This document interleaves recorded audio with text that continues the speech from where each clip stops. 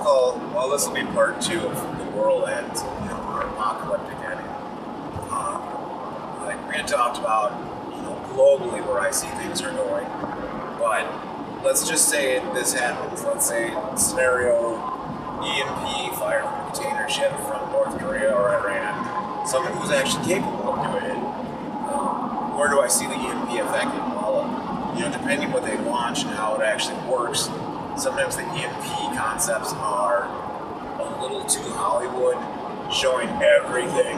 Your cell phone dies, your tablet dies, your watch dies, your car dies. Well, some of the studies that I've seen that's not always true. The way the EMP works, it's a wave, and the wave affects long wires. So, your power lines are going to get fried, overheat, and explode, and the transformers are going to get destroyed. So, yeah, the power grid itself will be primarily what I see going down. Do I see cars and trucks dying? When they did the study on EMPs with cars and trucks, some, even the modern ones, some shut off, and then just all they had to do was start it back up. Some didn't get affected. Some actually did get affected and were completely fried. They wouldn't release the brand names and what it was, probably because they'd be sued. Well, you can probably take a guess at the ones that are a little bit more sensitive to electrical spikes. Your higher end luxury cars probably were in. Would be my guess. A lot of sensor technology. Your modern Chevy truck. The newer stuff that's out in 2017. I don't know how they're testing. A lot of that stuff is a little too new for me. I don't care for it. I think it's expensive, and my philosophy in life is, why would you buy something brand new anyways? I drive old. The newest thing I have for driving is 12 years old at this point. And so, my 12-year-old truck, I think, would survive an EMP. I know I'm going to get a lot of people disagreeing with it, but, I'm going to take my chance with it. I do have an older truck that I can guarantee is EMP proof as well. So, if I needed to get around town, it's a small block 400 in it. So you're only going to get single-digit fuel mileage. So it's not something you'd want to cruise around in. How do I look at it from an EMP's perspective? I think if you're going to lose your power grid, you're in trouble. A lot of people need power. I live in Wisconsin, so up here it gets cold. It gets very, very cold. And if you don't have heat, you don't have a way of life. I don't know if you've ever slept when you went camping in cold weather, and I'm not talking freezing weather, which is cold. Your body starts to really hurt because you're shivering so bad. We did field FTXs where it was just, it dipped to 30 degrees or 30 to 40 degrees, and it hurt. Like, you were cold, uncomfortably cold. You're putting on your layers in a sleeping bag just to try to warm up a little bit. You're trying to get that feeling in you, but it's tough. I don't know how people do it, honestly. So, there's options, alternative heating sources, obviously, but some people just don't have it. The majority of people don't prep. The majority of people barely have more than 3 days worth of food. They say, 72 hours, or you're 9 meals away from anarchy. Which is true. Katrina was probably the ultimate example in what happens when there is no government, there is no food, there is no nothing. You're on your own.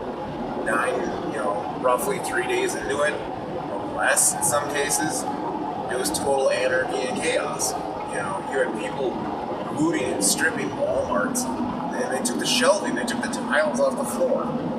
People taking stupid stuff for no reason. What good is that TV to you if you don't have food? Congratulations, you went through all that to steal a TV for what? And, I think people get this animalistic instinct that they have to go take something because they need something. And for what? I'm not going to trade you food when there's no power for a plasma screen TV. I don't care. The essentials come in. You need food, medical supplies, ammunition, firearms, shelter, and clothing. You know, you need these things. And if you don't have those in order, you're done. You know, I'm not going to go on the theory. I'm going to go on the theory with the EMP that the majority of cars work. So that's good and bad. So if you think about it, the people that are in the cities, and when I say in cities, I mean anything with more than 40,000 people in a city. You know, for us, you know, that's a lot. You know, that's a bigger city. Now you got the million people cities, like, you know, mega cities like New York, and those are terrible places. But even 50,000. So let's say cars work. People aren't going to leave initially. People are going to think that the government's going to be able to help. You know, you might have weatherman radios and stuff that work, or people that have work, you know, stuff like that. They even might put out stuff like, oh, FEMA's acting, or this is coming in. So now you have to start thinking, like, these people are going to wait. They're going to ride it out like everybody else, but they're going to not have power. Depending when it happens, if it happens in December or here, that's rough. When you start getting cold, it's going to hurt. People are going to bring grills inside their house to heat their house and then die of carbon monoxide poisoning. So you have that on you. 1 second.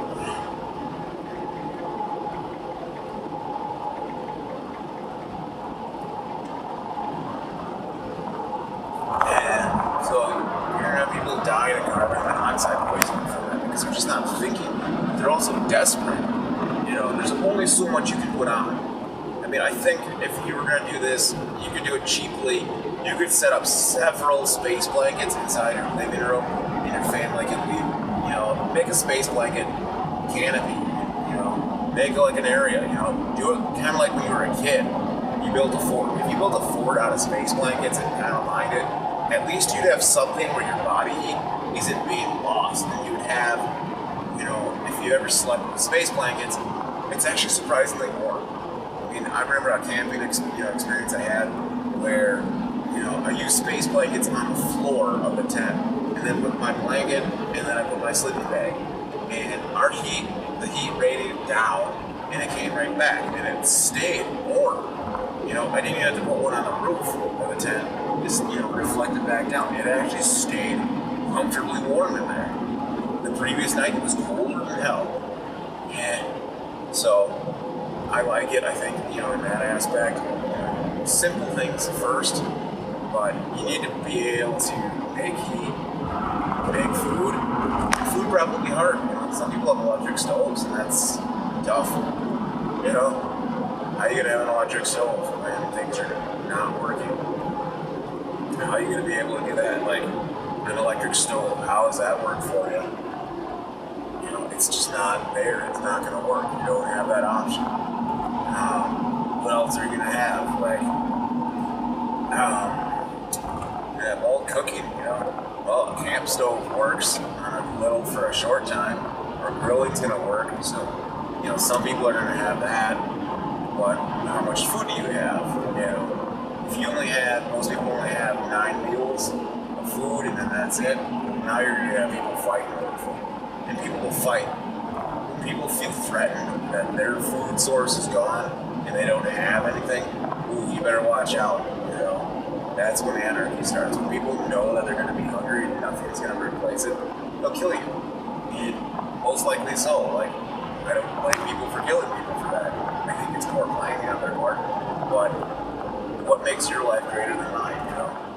So, in the aspect that people will kill, yeah, think about it. I don't think initially it's going to happen, but some people are apex predators when it comes to that. If there's no rule of law, good luck. Those people will go on a complete bender being able to do what they need to do to survive.